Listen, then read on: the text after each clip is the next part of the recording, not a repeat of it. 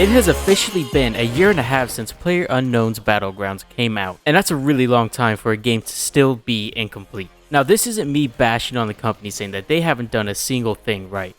Just take a look at this clip from April 14th, 2017. This is one of the biggest issues that PUBG faced back at that time. Now, granted that this was in the early stages of the game's development, I can see this as an acceptable issue, something that they could address and fix later on down the road. Now, it took them a really long time to get this issue under control, but they did it. Until it started happening again and they had to fix it over and over and over. But let's not lose focus on what we're really here to talk about. The game has made leaps and bounds to get where it is now. Graphically, that is. The mechanics of this game, I feel like they just dropped them back in 2017 and said, we'll come back to that later. And all they've done since then is work on the visuals. That's it. Now, you can make the argument, yes, they've added vaulting, yes, they've added new maps, yes, they've added new weapons, but have those changes really made an impact on how you play the game? Is it any different than what it was in 2017? I don't think so. When you watch people play the game today, you see a really aggressive player base. When one guy gets knocked out in your squad, you can almost guarantee that the guys that knocked them out are making a push to finish him off almost immediately. I mean, look at this, I'm taking a pan to finish the guy off right away. So maybe you're thinking, what is my issue with the game's mechanics, the gameplay, the overall interaction between you and the world around you, as well as the people that you are playing with? It all comes down to what I believe is timing issues with their animations when you're doing anything. And included with that timing issue of, say, vaulting over a wall taking so long, how long does it really take for you to complete that action during the animation, say, when you're looting? And I'm sure somebody out there will remember when tab looting was the bomb in PUBG. You could walk over a pile of loot, open tab, and just drag everything over immediately and you were good to go. You had your gun, your ammo, your attachments, your meds, helmet, backpack, armor, good to go. And as of late, now even when you have your inventory open and you drag something over, your character still has to perform the animation to pick up that object. And that becomes a huge issue when you're dropping in a hotspot and you need to grab something and go. Because of this, a lot of players are dying early on just because they have to sit still for so long to pick up a weapon and be equipped for the early game. A lot of people think this is a good change for the casual players, but it's really not. You're limiting everybody to a really long time that they're just sitting there waiting to get shot. And even if you think that having everybody on the same time span to pick up weapons is a good idea, think about this. Say one guy lands directly on top of an AK. What are you going to do about that? He's going to pick it up, load it, and shoot you. Now say he lands on the AK again and you land a few feet away from yours. He can pick his up right then and start loading it, but you have to run over to where that drop is, pick it up, do that animation before you can complete it, you're done. At least beforehand, you could rush over on top of it, pick everything up, and move to a safe spot to get ready for your next fight. Now, speaking of time-consuming processes, let's look at the revival system within this game. It takes a whopping 10 seconds to pick up a downed ally, but it only takes a fraction of a second to go down. Normally, I can understand having an extended time to bring up an ally after they're knocked out, but 10 seconds is a really, really long time in this game. Even if you're in an engagement that's at 400 to 500 plus meters, if you get knocked out within that 10 seconds, the other squad is going to close in on you guys and you're done for. Now, we all know who's going to get these features right October 12th.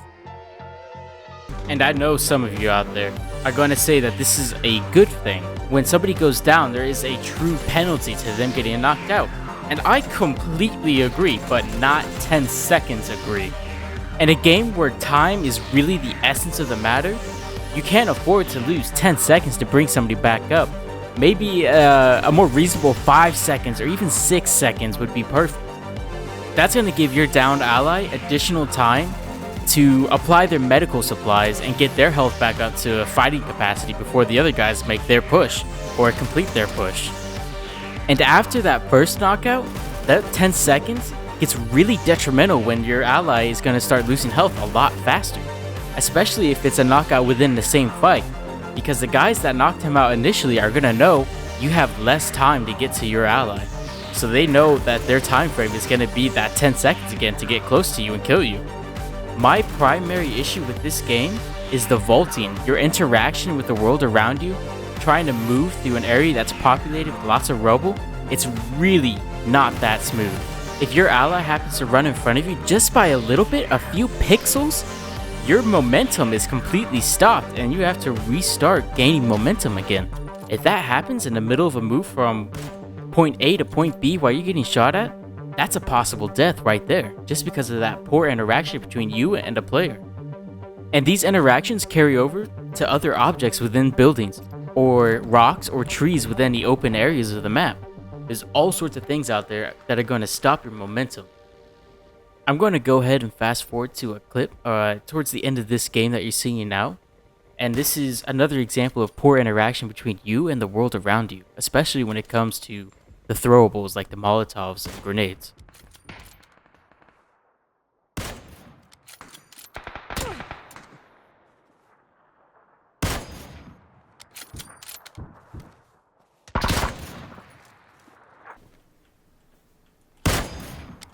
Oh shit.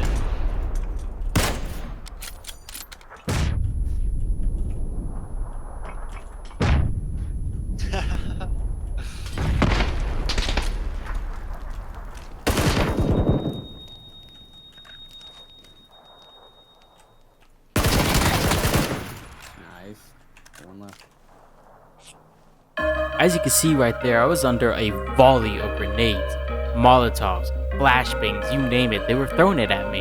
Yet none of them really did much to me. Especially with the Molotovs, this makes me really mad. The Molotovs are supposed to hit, explode, and on the initial radius, slowly expand slightly. It is fire after all, it should do such a thing, but it doesn't.